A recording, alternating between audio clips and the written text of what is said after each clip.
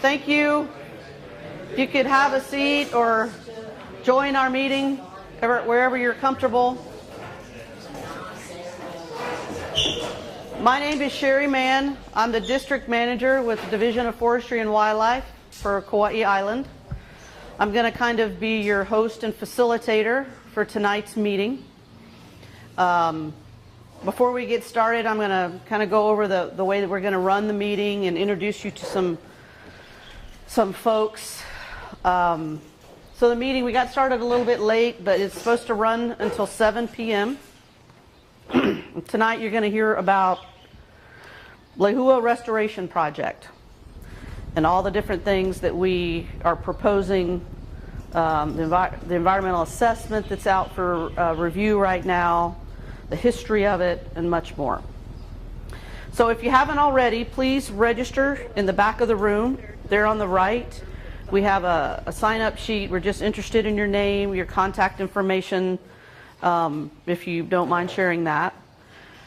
We also have some yellow cards that they look just like this, that as the meeting progresses, if you find that you have some questions, please jot those down, and then later on in the meeting we'll have a session to try and answer those questions.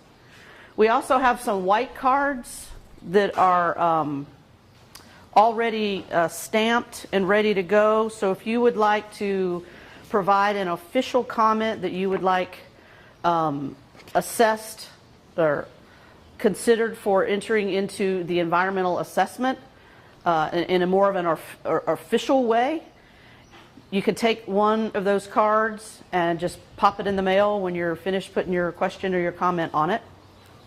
It doesn't have to be tonight. We also have some drinks in the back left and some snacks. Please help yourself. And in the middle of the back table, we have several documents. Some of you may have seen them in the newspaper. They're basically history of the project, questions and answers, pre-consultation letter to give you a little bit more detail about what the environmental assessment's talking about. Please take one of those with you.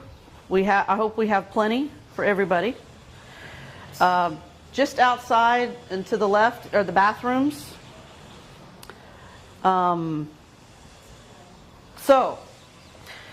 what we're going to do is we have a team of experts here that include Division of Forestry and Wildlife, Island Conservation, Fish and Wildlife Service, National Wildlife Research Center, National Tropical Botanical Gardens, and the owners of Ni'ihau.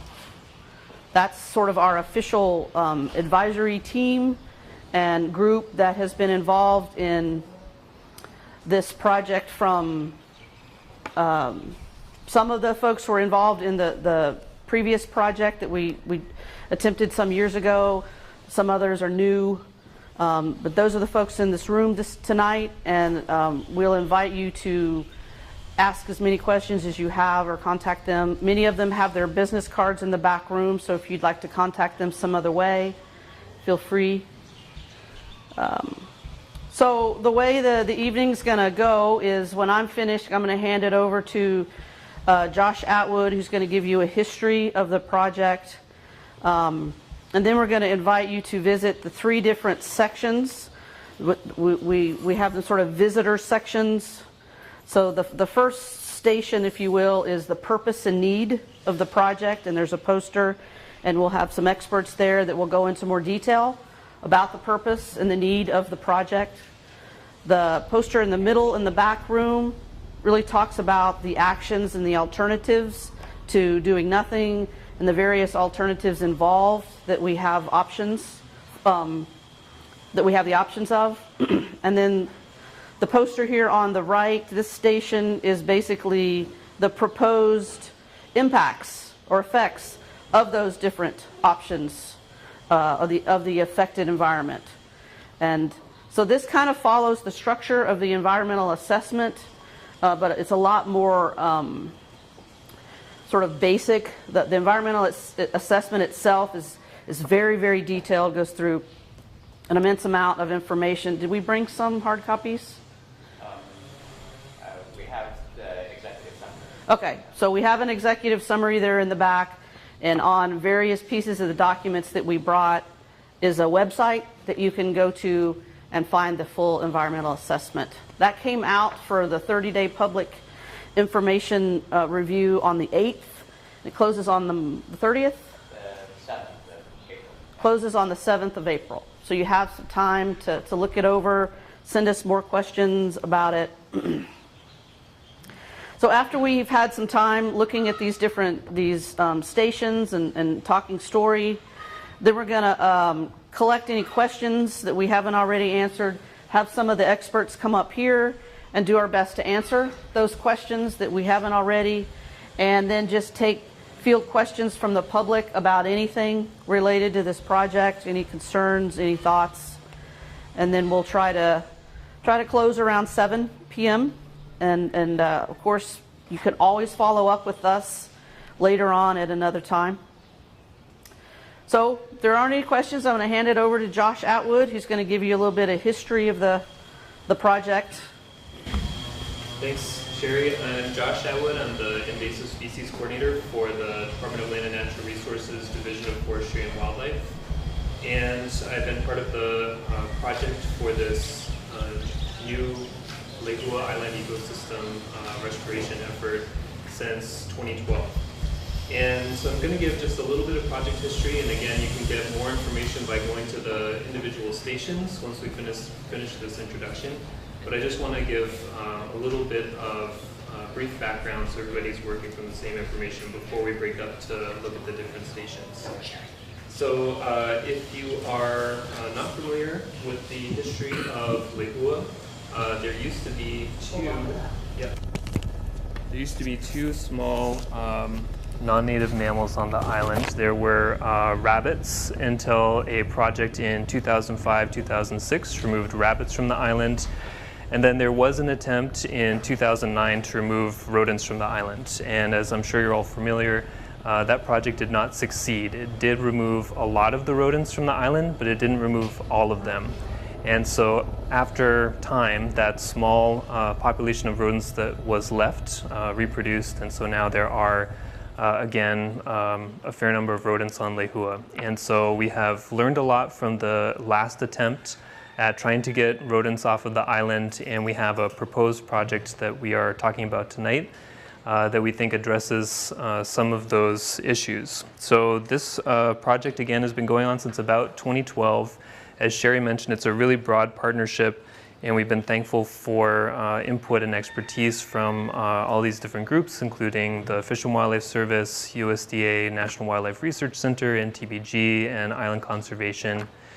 And the project that we are discussing tonight, I want to also recognize that we've had really great involvement from the Robinsons and the community on Ehau, recognizing that they are really important stakeholders given their proximity to Lehua.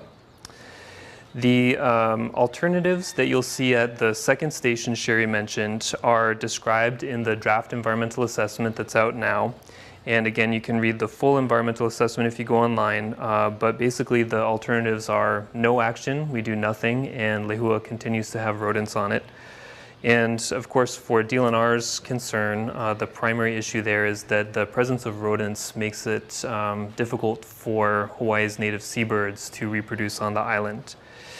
The other two alternatives described in the draft environmental assessment, in which you can find information about at the station in the middle, are to use a couple different options for aerial broadcast of a rodenticide, which is designed to target just the rats on the island and completely remove them. A couple of the important changes from the 2009 attempt is that in 2009, the attempt to remove rodents from the island was made in winter. This project, we're proposing to look at summer months when vegetation is less and the rodents will have fewer alternative feeding sources, so they're more likely to interact with the rodenticide. And we also want to make really sure that we have good monitoring in place and plans to follow up if there are rodents left on the island after our initial attempts to remove them. I think Sherry covered this a little bit, but the stations tonight are meant to reflect the different sections of the draft environmental assessment. So if you want more information than is available either through the stations or from talking to us, again, please download the full draft EA from the environmental bulletin, and you can get all of the information there. But they can't go on it. And we are going to have some of our experts at the different stations. For the purpose and need station on this side of the room, we'll have Thomas Ka'iakapu from DLNR DOFA's Kauai branch, and Patrick Chi, who's with the UH Pacific Cooperative Studies Unit, working with DLNR DOFA. At the Alternatives and Action Station in the middle, we'll have Shane Sayers from USDA National Wildlife Research Center, and Patty Bio from Island Conservation. And for the potential effects station on this side of the room, we'll have Greg Howell from Island Conservation and Adam, sorry, remind me of your last name, Adam. Griesmer from Fish and Wildlife Service based here on Kauai. And with that, I think we're going to move into the portion of the night where we're going to set up these stations. Feel free to talk to us, get a comment card, and then after an amount of time, we'll form a panel up here and get to answering any questions that weren't answered one-on-one.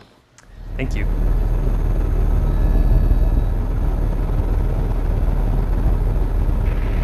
Currently, I believe there's 17 different species of seabirds that nest on the island. There's red-footed boobies, brown boobies, Laysan albatross. So Lehua Island is already a state seabird sanctuary, and there's a number of native seabirds that nest on the island, and it has the potential to hold a whole lot more. Some of the species that used to be there are no longer there because of the predation pressure from rats. And remember that if you want your, just bring that up, if you want your comment to, you know, be involved in the EA specifically, pick up a white card, drop it in the mailbox. Or you can email Lehua restoration@hawaii.gov.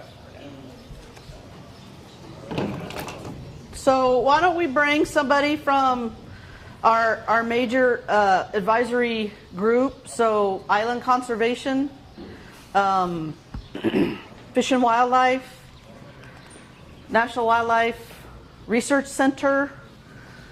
We've got Keith Robinson up here. Pat with DOFA. Josh.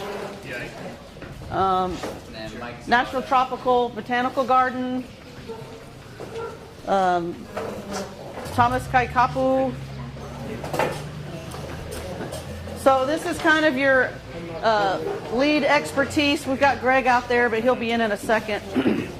This is sort of the lead expertise for the project, although there are others. So I'll start off with the one question I have written down, and then after that we'll open it up to other questions. So, team of experts.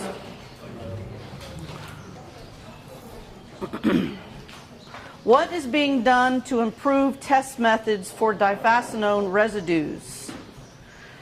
PITT et al. Study on Keohua Ranch application on August 28, 2003 showed that pigs were killed, and for many of the pigs that died, diphacinone levels were below the limits of detection.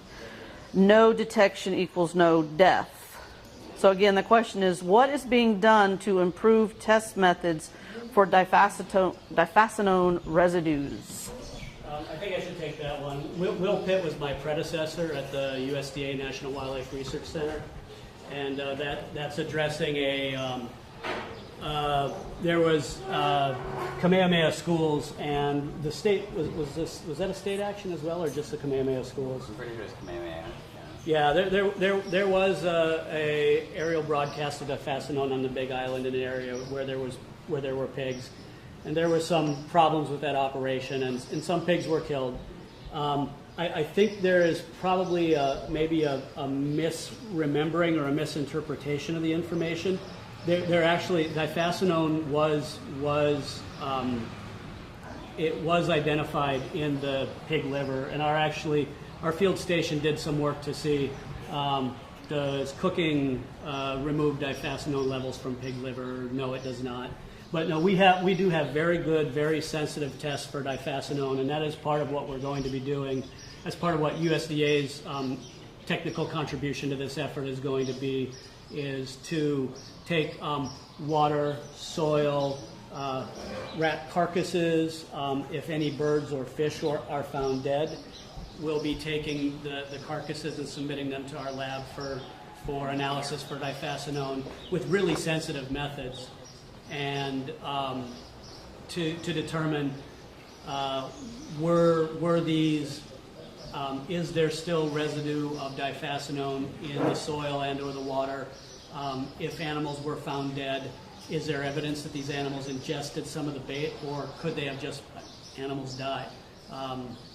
So if anything's found dead, is it actually associated with the use of diphacinone? So we'll be doing lab testing to evaluate that, and we'll probably have some follow-on testing for, we haven't determined yet for how long into the future, but to see how long, if diphacinone residues are still detected in environmental compartments on Lehua, how long do those residues continue to last?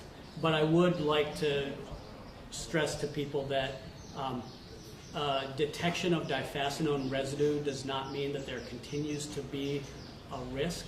Some of these detection methods are so sensitive that it'll detect these chemicals at such a low level that there is really negligible risk to any other wildlife or humans from consuming that. So we'll take a look at what levels are there and say, you know, yes, we've got some indication that there's still some diphacinone in the environment, but the levels that are seen, if any are seen, will be interpreted with respect to is there really any lingering risk from these residues? And really, the diphacinone breaks down so quickly in the environment, and once it's in the body of animals that eat the pellets, it breaks down very quickly in the body of those animals as well. So we believe that there is really very little risk of any lingering environmental consequences of the trace residues of diphacinone that might remain in the system for a while. Any follow-up to that question before we move on? Are you familiar with Penny Fisher's study in New Zealand, where she did some acute doses of diphacinone to pigs and recommended that it be 160 days from the last application to resuming hunting in the areas that were treated with diphacinone? I'm familiar with some of her work, not necessarily particularly that one, but that's some of the sort of things that we'll be looking at to determine how long our testing should go out for. And the other follow-up question was, if your methods are so good, they didn't detect that the pigs were actually killed with diphacinone. The same study showed non-detects and detects in radio-collared rats. Some were sacrificed, some were not. In fact, the largest pig had the highest levels, and he was sacrificed. Is a boar, 307 ppm in liver, or 3.07 ppm in liver. And the sensitivity of different species to diphacinone is all over the board. It's one of the most studied, but yet one of the least predictable chemicals around. So many pigs in that study died that were radio collared. One was in a corral that didn't have any exposure. That one was sacrificed. There was one collar that was missing. And then they had 8 that were recovered. Some of them had detectable levels, some of them did not.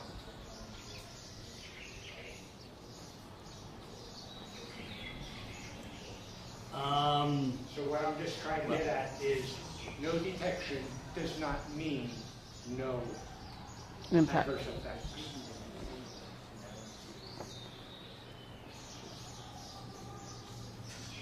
I'd like to follow. Let's talk after this. I'd like to follow up on that. Okay. Just as a thing, there are no pigs on Lehua. Lehua only has birds as terrestrial animals, along with a whole bunch of insects and apparently some snails were at one point found there. So, I just wanted to make a point that, you know, that this is precisely why this meeting is so important, is that there are inherent risks to operations such as this one, and it's important to discuss them to their full extent. And that's what the draft TA is there to do, to present the risks. There are potential risks to Lehua specifically in this case, and the meaning of this meeting is to encourage the community to engage in this process and help evaluate, you know, if the risk is an acceptable risk, you know, given the benefits that will stem from the operation itself. I am all for eliminating rats from Lehua. I just don't like aerial application. And that's a valid, perspective. Question in the back? First of all, thanks for being as forthcoming as you are and coming out to address our questions. There are still a lot of lingering questions around the fish die-off and the whale death, which I think we have tried to address, but I think there's still some question around that. And I know that with the triggerfish die-off and the wash-up, I guess, of a ton of fish, which is just really coincidental, and the timing of the whale death, is it possible that the application of those rodenticides could have had an effect on those fish so that the algae that we found or the immune system might have been compromised so that they couldn't fight off what ultimately killed the fish supposedly, which is the algae infection? And I say that because I think it's a question that you get a lot. Do I need to get Greg? No, I think I can address that with the help from the panel. I think that's a very valid question, and I think what you're getting at is if there is any potential for a cumulative effects of, if the pathogen could then expose them or put them at a risk for exposure to other things. Is that what you're trying to?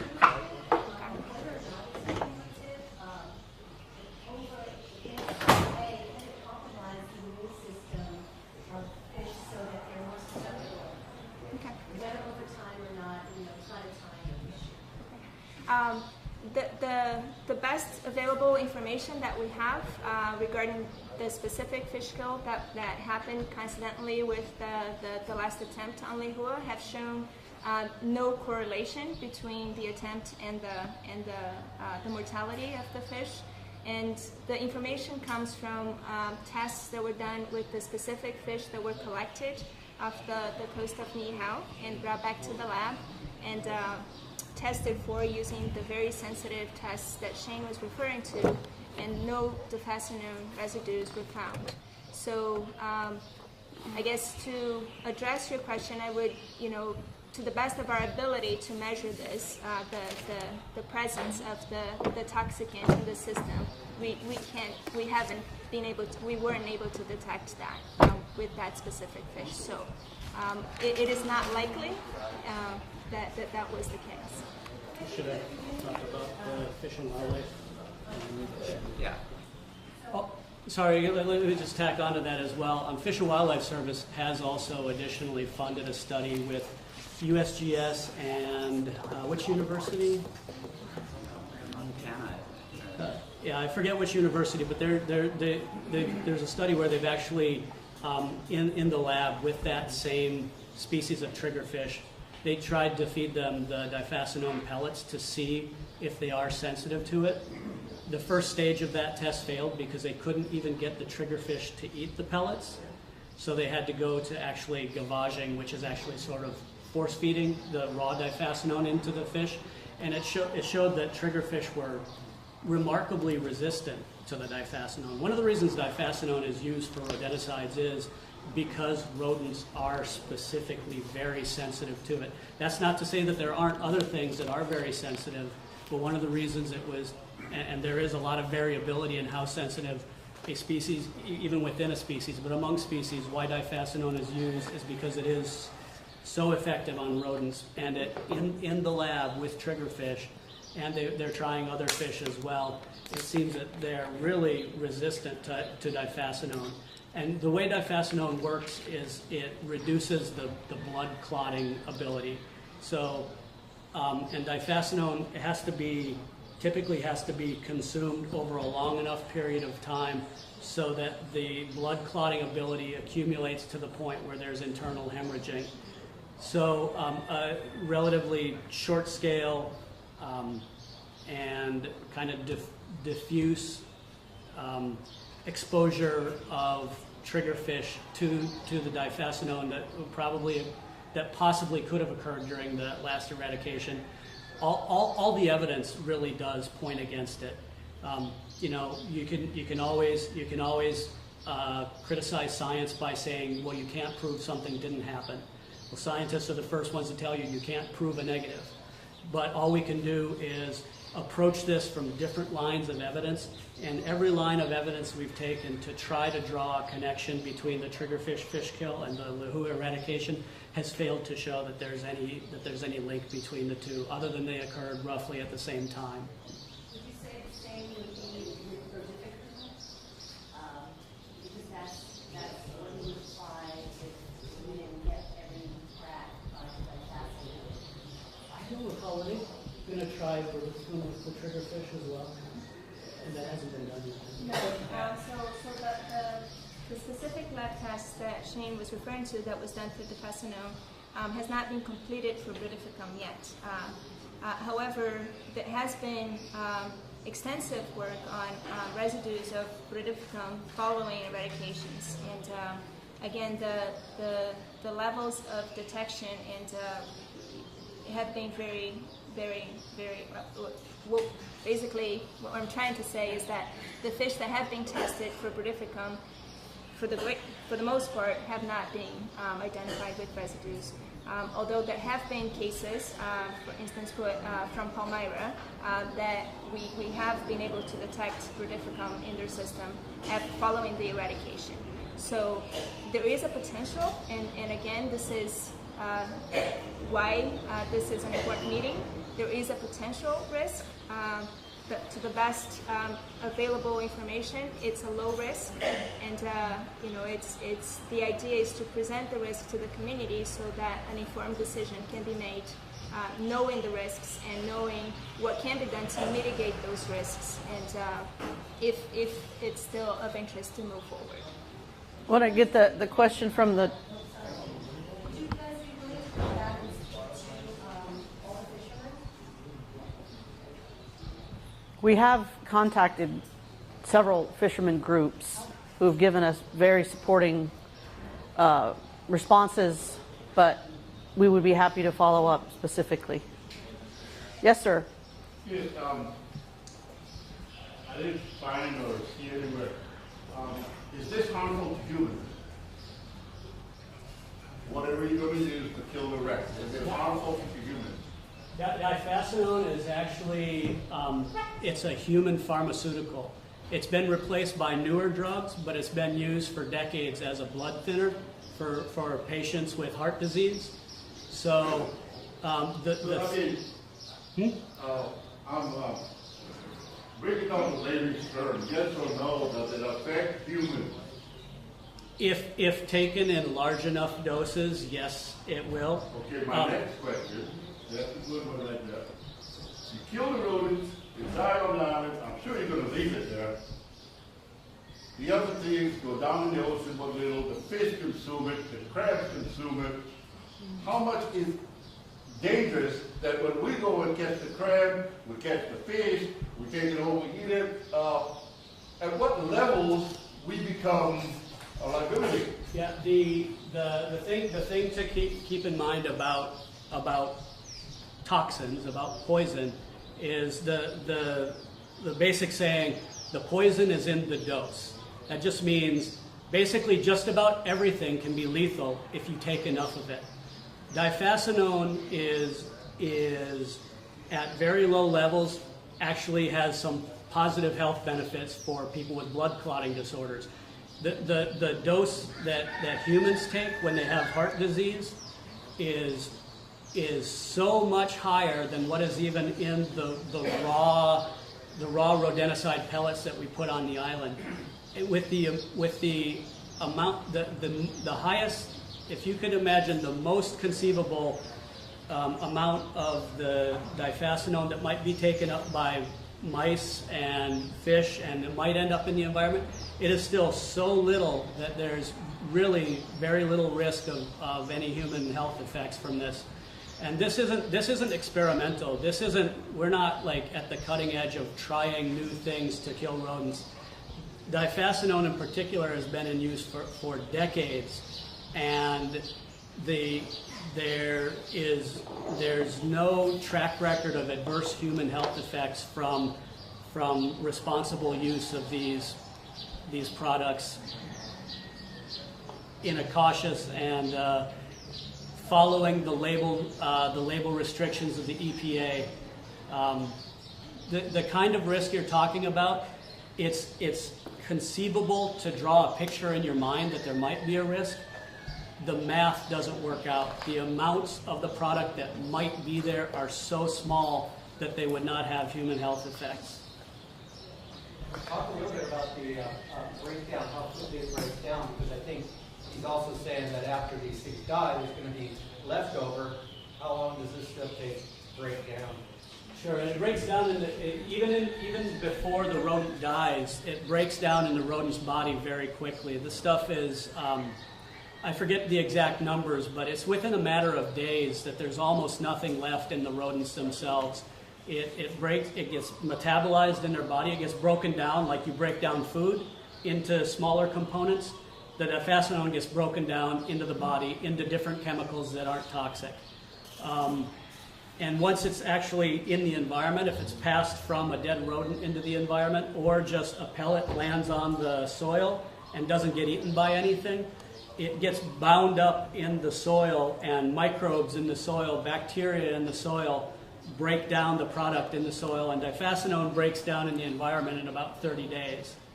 So with a relatively short window of application and appropriate caution around that period of time, the human health risks are really negligible. So in a dry, arid area like Lehua, it's going to take 30 days for those pellets to break down, is that what you're saying? Or is that in some sort of weather climate? No, well, there's the breakdown of the pellets, and then there's a breakdown of the diphacinone in the soil. Unused pellet. That'll depend on the weather. If it's dry, what do you think? It's going to be in the summer. Greg's probably got more on the ground experience with that, or Patty. Yeah, so based on the bait trials that were performed back in 2015, the inert bait trials, and studies that we've been doing on Lehua of just leaving the pellets in places, in stations, protected from everything to eating it and seeing how long it degrades into the environment. And this is just really looking at the matrix, so the grains that are around or where the toxicant is embedded in. It breaks down very quickly. So we're talking 30 to 60 days top. Yeah. And if it's in the water, it's a much faster breakdown. Yeah. So I have a written question here. What are the restoration plans after rat eradication?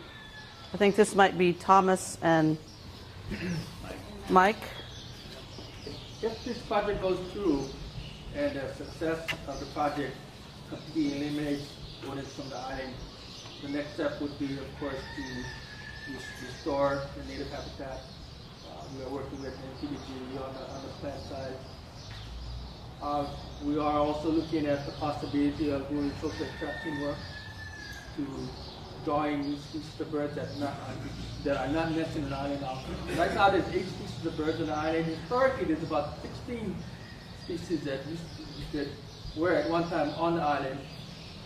And if you can work with U.S. Fish and Wildlife Service and USDS to do additional restoration work on the island to attract species on the island, or do a relocation project of listed seabirds to the island, such as Lehua and Chihuahua, we could possibly do it in the future. But the part that I hear is, how do we plan to keep rodents from coming back onto the island? Because right now, Lehua Island, people can go on the island and pick up piggy, they can go fishing, they can go and pick up the Nemo. And that's going to stay the same. We're not going to change that. But of course, we need to be able to get more information out to the public about what they can do or not and what they cannot do. The current rules right now, someone can go on the island but stay in a marine tidal zone to fish and gather, the way it is right now. And we intend to keep it that way. And as far as going inland where birds are nesting, right now we're just saying, okay, just stay on the tidal zone where you can fish and gather, but not venture inland. As far as people going on by boats, of course, rodents could stow away on a boat and get to the island. That's the part we're trying to figure out, how we're going to try to prevent rodents from getting back on the island again. There will also be a vegetation component to the restoration. Do you want to speak a little bit about that? So we had a pretty good success with a very small scale restoration project that we initiated around 2009, I think was the first year we planted.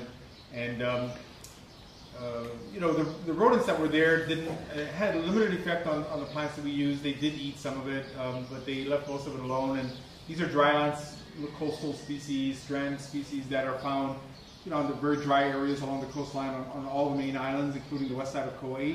So the plants that are there, from a plant perspective, considering the small-scale work that we did, we had quite good success. The seabirds are nesting in the native shrubs and plants that we actually put on the island. I think we'll be able to broaden the palette of species that we could take over there once the rodents are gone, knowing that they won't be eating up some of these plants. And we view it as native plant restoration, but it's also ecosystem restoration, so we restore insect habitat as long as it enhances the birds' nesting habitat as well.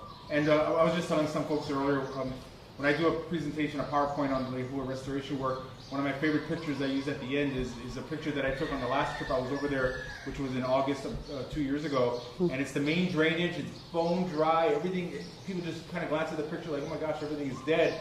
But there is one swath of deep green going right up the center. It's all the plants that we put there. It's all the Nio and Mitopetal and all the native stuff that we planted there. So it shows that they are, that's where they're adapted to survive on dry places like that. And when everything else dies, those are the native stuff are there. And it's a real pleasure for us to go out there and see, the birds nesting in the plants that we put there. So we're going to develop that, based on what we've done in the past, develop additional restoration projects for the future. What else can we answer for you?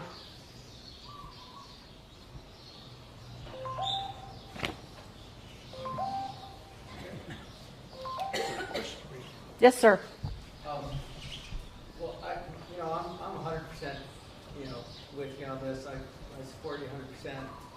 I think that I'm also concerned, along with some of the people that are pretty knowledgeable about this, that were kind of part of it in the past with the whole using strictly only the helicopters broadcast.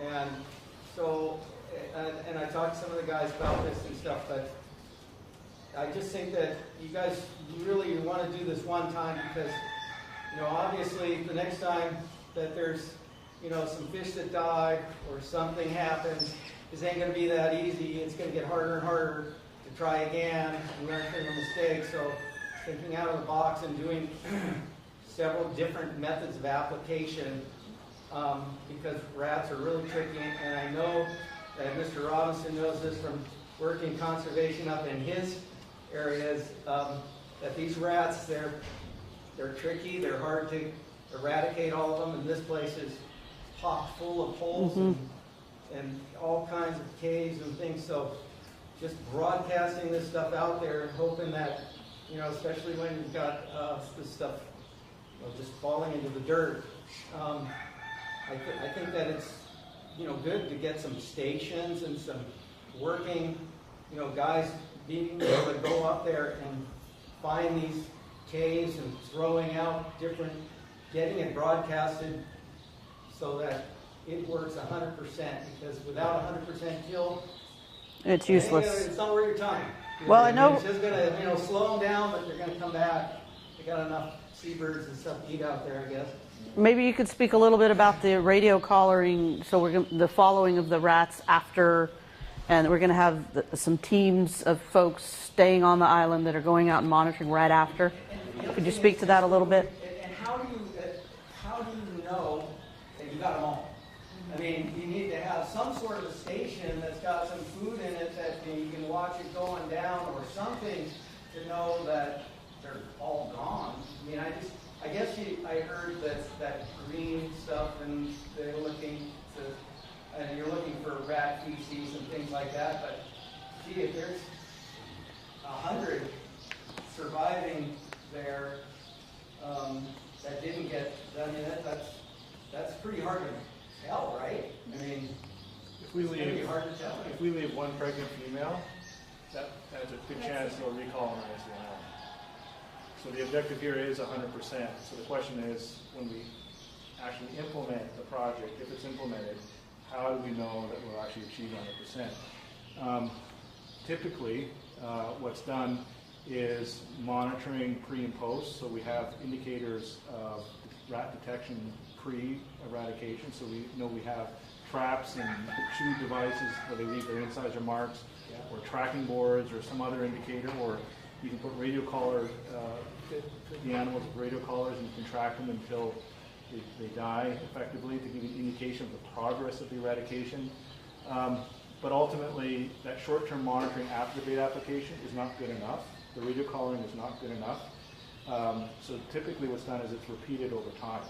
And over time, that your confidence goes up as you are not detecting rats on the island.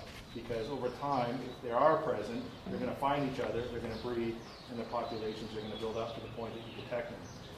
Historically, looking at other rat eradications around the world, typically they wait 2 years.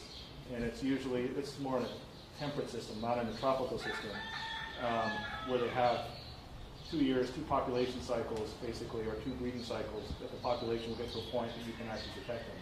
In tropical systems, like here in Hawaii, you can declare success with a reasonable degree of probability after 1 year. In other words, within 1 year, the population will build up to the point that we have a reasonable chance of detecting them, assuming we're using the tools, the same tools that we were detecting them prior to the eradication are used after the bait application. So that's typically how it's done. So within a year to 2 years, a success can be declared. Or counter to that is that we'll detect rats and then we have a problem. So, I mean, it's a little bit contradictory, but the ability to monitor to see if these things are all gone, you have to get down on foot and go around on the island, check stations, do things. Yes. But then I hear that you can't go and do stations and you can't do other types of broadcasting because it's too dangerous. The only way you can do this is with a helicopter broadcasting. And I'm just saying that it seems like more different ways to apply this roticide is better than just one way. Because Point. Any other questions?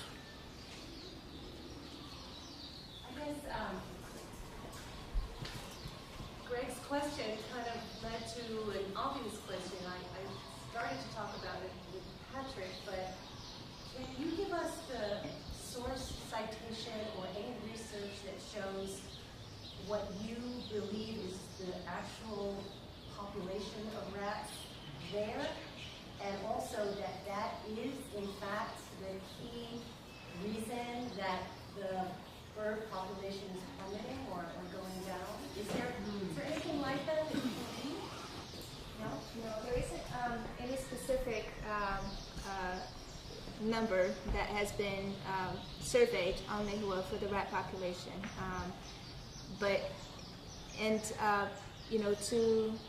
to get to your second point, whether or not we know if the rats are responsible for, you know, the decline in seabird population and whatnot, I think that it is important to keep in perspective what we know from elsewhere, not just on Lehua. So, you know, drawing from information that we know from other islands and other places, and documentation of predation of eggs and seabird chicks. And on Lehua specifically, there has been egg predation and chick predation documented, you know, rat predation documented. So we know that they have an effect. And drawing from knowledge from elsewhere, we can infer that it's an important negative effect. There's also significant effects on the plants that are out there as well. You'll see after the rains, a number of these succulent plants will come up, but within a month or so after that, and it gets dry, then all the succulent plants are gone again because the rats are eating them. And with respect to rat population estimates, we could go out and come up with a rat population estimate, and 2, 3, 4 weeks from now, that data will be obsolete because one of the reasons rodent populations are so damaging is they are so volatile. They come up in numbers so quickly, they crash so quickly that while it seems important to know how many rats are there per acre going in, that number changes so rapidly. I would also add that barn owls are also a predator that takes seabirds. And so we have a team of avian predator control folks that do go on the island at least 6 times a year to do barn owl control. And cattle egret. Cattle egret is another species that also impacts seabirds. There's a small rookery out there that we continually keeping under control by removing the eggs and removing the chicks. And they've been doing this for the past 2 years. And I think the last trip out there showed no barn owl return. So by keeping that pressure on the barn owls, you can keep, by keeping them off, you can just be there and just making sure they don't reestablish themselves on the island again. So we're currently doing that right now. The other thing I would note for Lehua is that if there's documented predation from mammals, as Patty was suggesting, one of the benefits of working on a small island system in Hawaii is that there are no other mammalian predators. So if we're documenting predation by mammals, it's got to be due to the rodents. There's nothing else out there that would do that. I mean, we have, if you need some citations on seabirds killed by mice and rats, it's very high. So I can get you on Hawaii or anything else. Okay, yeah. Thanks. Yeah, that one's hard.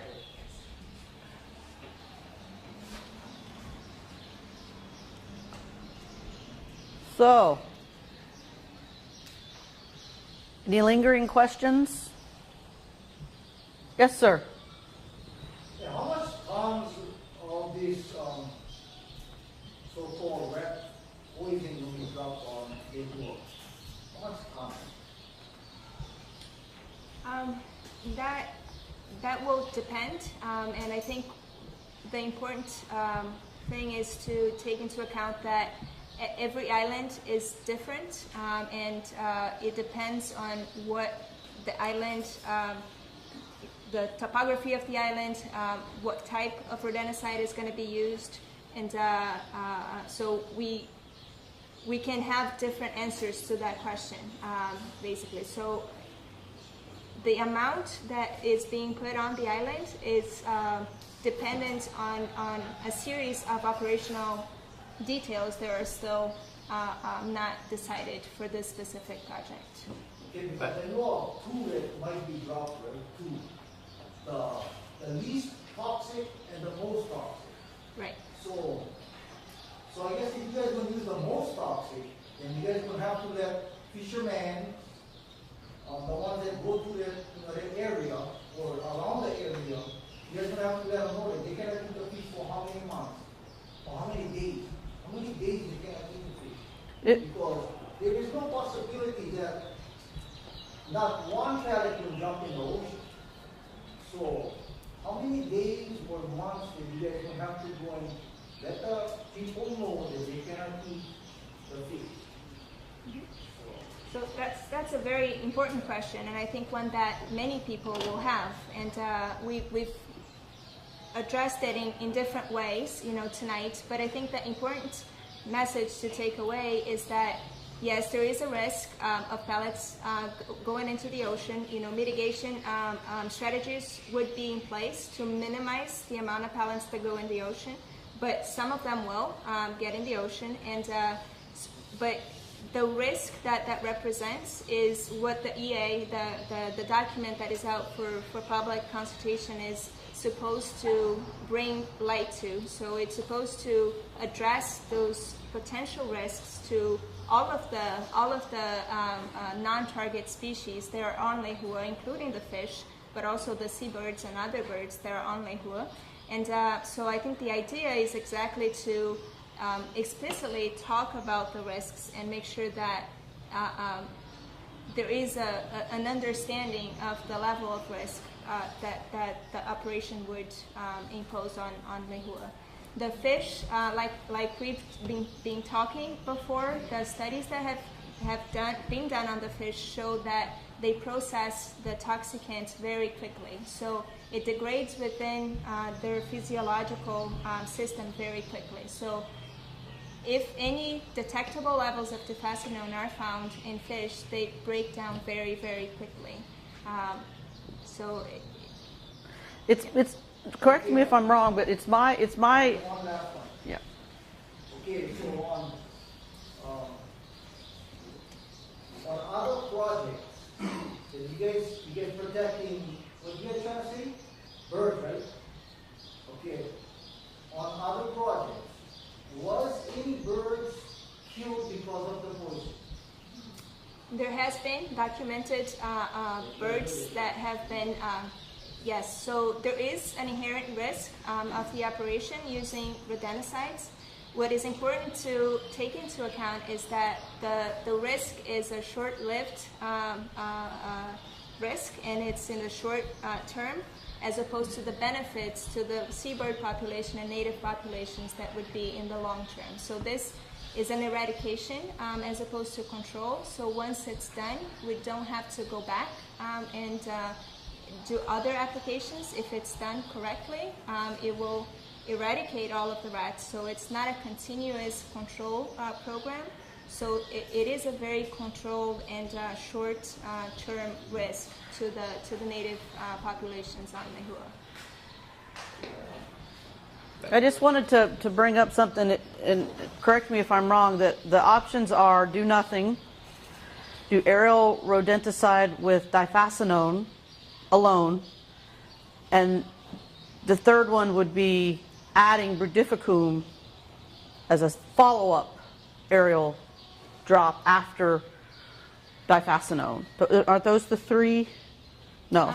Slightly different. So the first is a no action. The second one is a difecinone followed by a brudificum in case the difecinone use doesn't eradicate. Yeah. And the third is a brudificum standalone. Standalone. Okay.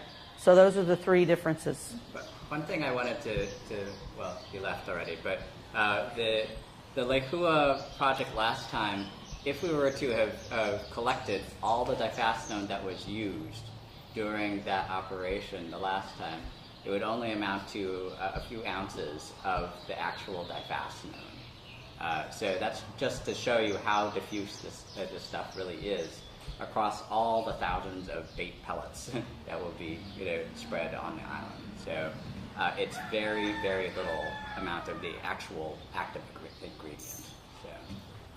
Yes, sir. So you will definitely notify the fishermen the day of the drop. Yeah, yes. That is the goal, to make sure that all the marine interests, including the fishermen and the tours that are going out that direction, know that the drops will be happening. Because I'm sure a lot of fishermen would want to probably go around Lehua and see how much pellets fall in the ocean while you're dropping it. Sure. And then, I must follow my boat when I go around there while you're dropping. So it is very interesting that you guys will let us know the day of the drop, the time you're dropping, so we can also monitor along with you. Yep. Well, Yeah. and to be clear, if the action that's selected is the diphacinone option followed up by protifocone, there would be multiple drops because you want to do it a couple of times to make sure you're getting all the rats on the island. But so it wouldn't just be one day, but for each of those, we would definitely be working with the community to make sure that everybody knows what those days are. Granted, those days may have to change because of weather, because we don't want to be applying when there's high winds or there's lots of rain, because that would prevent us from actually getting an effective application. So those days that we know or that we want to do it may have to be shifted slightly in order for us to. But the point is, there would be a significant public outreach targeted to user groups immediately when we know exactly the days. Yes, sir. If you drop in the water, going to the fish, and what about my family back home? How they will get the fish from the ocean? Back home in Niihau? When they have no food. They're leaving the food from the ocean. I'm sorry, where is your home? My family back home. Oh, okay, Niihau. Okay. Niihau. Just Right. everything. So they one have of no the store. You go to the beach. Well, one of the reasons why we're doing it during the summer this time is because we were advised that the currents from Niihau will actually be pushing northward, away from Niihau. So should there be any baits that go into the water, it would actually be, well, it would probably go directly into the ocean and not move, but if they were, they would go that way. But nonetheless,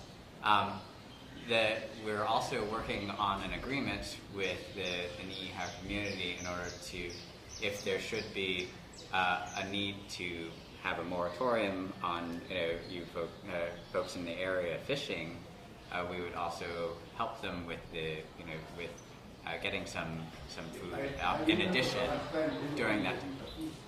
Yeah. So, but I mean, we would definitely be working on a plan to make sure that there was food available during that time that wasn't the fish. So It should also be noted that what's being proposed here is nothing unusual. These kinds of actions have happened on 400 or 500 different islands around the world with different levels of populations on or around them, including in decades of a lot of this stuff being pioneered in New Zealand, where they've done most of the research on this. There have been no documented cases of hunters or fishermen having adverse health effects from being exposed to game that they have ingested that has been exposed to rodenticides from conservation uses of rodenticides. This scenario has happened hundreds of times. While it's easy to picture the scenario where a pellet gets into a rat, the rat gets into the ocean, the fish eats the rat, somebody eats the fish. In reality, every step of that way, almost all of that toxin is breaking down. So by the time any even little bit can get into a human, it's broken down so little that in the hundreds of times this has been done around the world, there are no clinical cases where any human has demonstrated any signs of ill health effects from being exposed to any vertebrate pesticides, for rodenticides, where New Zealand, where they kill brush-tailed possums and stoats. That's not to say people don't use caution. When people are warned about, yes, we're going to be using this, so maybe we avoid hunting season, maybe you don't fish for a while, that's good common sense, abundance of caution.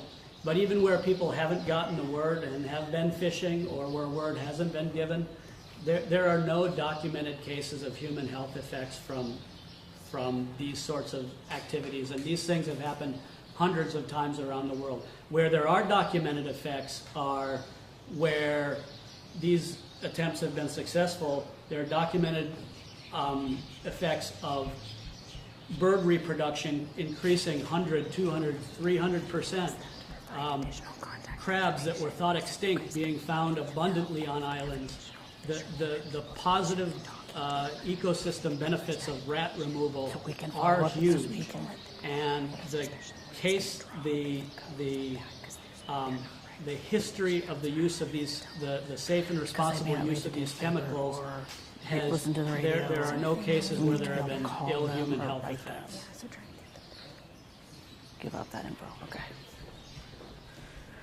Another important factor is if you don't sign up in the back, we don't know how to get a hold of you, it'll be hard for us to do that. We'll put it on in the newspaper, we'll put it on the radio, we'll put it out everywhere, but we would like to call, email, write people so there's no doubt that they know when this is going to happen. But we need that information. So if you can give us that information of people who may need to know, please take my card, Sherry Man in the back, let me know who those people are, let Patrick know. Any of that information has our emails on it, because we definitely want to get all information out to everybody, especially now when they're in the review process. Remember, the environmental assessment isn't done. We're here to get your input to improve it. So we do want your information if you're willing to give it up. So we have about 5 more minutes and we're going to start wrapping it up. But please, if there's a few more questions or comments that folks have. I do want to say one more thing from USDA's standpoint. My role in this has largely been, one, trying to allay your fears about the use of rodenticides. That's not to say that I'm cavalier or careless about these. We are very cognizant of the risks where there really are risks. And USDA is actually embarking on, one of our objectives for the next few years is to reduce rodenticide use. We do recognize that this is a serious business and we do so responsibly, and we don't want to put anybody at risk. So while my role in this has largely been to say, I hear your fear, I don't think your fear is well founded. I do understand your point of view, and we do approach this responsibly and with an abundance of caution. I think that goes for the DLNR side of this project as well. Our focus is on trying to protect the native bird resources on Lehua, but obviously, we work for you as part of the state government, and we are members of the community, so we are very open to everybody's concerns and comments. And thank you for coming out tonight and submitting your comments on the draft environmental assessment. Remember, these are already posted with stamps, so it won't cost you anything to just pop it in the mail. Just write down a comment, question, just want to say hello. Just pop it in there, and we'll get back to you. Or you can email us at lehuarestoration@hawaii.gov. So please email us. I have a question for the group. In addition to the fishermen, is there any other groups, networks of people that we should have this kind of meeting with? Should we have this meeting somewhere else on the island? We've been working with the Robinsons, so the folks on Ni'ihau know about this project. Will actually, some of them be involved in the actual operations of it. Is there anybody else that we should talk to? The only reason I knew about this meeting, I had a flyer in my door. My neighbor didn't have a flyer. Okay. So you getting the word out that there's a meeting needs to be, looked into, because some people got it, some didn't. How that happened, I don't know, but not everybody's getting the word that there was a meeting. Well, it is on the front page of the newspaper. Today's paper? Yeah. I know not everybody, or no, sorry, it was the 12th. not today, 2 days ago, Sunday. You gotta give us notice. Yeah. These people do. But remember, it hasn't happened yet. And I've run meetings before, there's a lot of other meetings, and that's the problem we always have, is getting the word out to everybody. Uh-huh. So that's a big problem. that's one of the things we haven't really specifically mentioned tonight is the goal is to do this sometime in summer, at least while it's still dry. So we have plenty of time to get the word out. So you're thinking flyers door to door is what you... Well, that's how it came to me. But is that a good way for your, you know... If you got the manpower to go to every door, fine, I think that's great. We walk the neighborhood when we have our meetings. Yeah. Make sure everybody knows. But the point is, I got, but my neighbor didn't. You know, and then the other neighbor down the road got. So. Is that here in Waimea or Kekaha or? That was in Kekaha. Kekaha, okay. All right. Well. I assume all the charter boat guys all know, right? All the boat charter people, companies, tour boat companies, they all. We've informed a lot of them. I mean, again, this is the first public meeting we've had. So we're trying to learn what else we need to do. Yeah. Any other comments before we close the meeting? Okay, well, thank you very much. Please be sure and grab some information in the back. Grab a soda, some chips before you go. Write your comments on the cards. Thanks for coming, everybody. Aloha.